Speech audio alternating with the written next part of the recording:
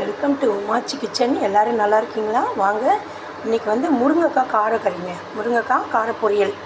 அதுக்கு வந்து முருங்கைக்காய் எடுத்து வச்சுருக்கேங்க.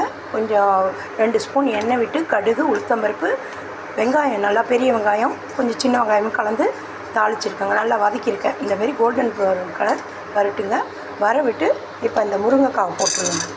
முருங்கைக்காய் போட்டுடணும். நல்லா வெங்காயம் வதங்கிருச்சுங்க. முருங்கைக்காய் போட்டேன். இப்போ வந்து மஞ்சத்தூளுங்க, லாஸ்ட்டில் மஞ்சத்தூள், இது தனித்தூள் மிளகாத்தூள், இது சாம்பார் தூளுங்க. இந்த பக்கம் சாம்பார் தூள், உப்புங்க எடுத்திருக்கேன். இந்த மிளகாத்தூள் தேவைன்னா போட்டுங்க. இந்த தனித்தூள் காரத்துக்கு போட்டிருக்கேன். இது காரம் கம்மிங்க மிளகாத்தூள், அதனால் போட்டிருக்கேன். இதை போட்டு தேவையான அளவு தண்ணி ஊற்றுங்க. தண்ணி ஊற்றி வேக வச்சிடணுங்க.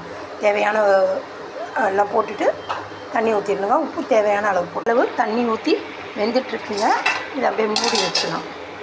கருவேப்பிலை, தேங்காய்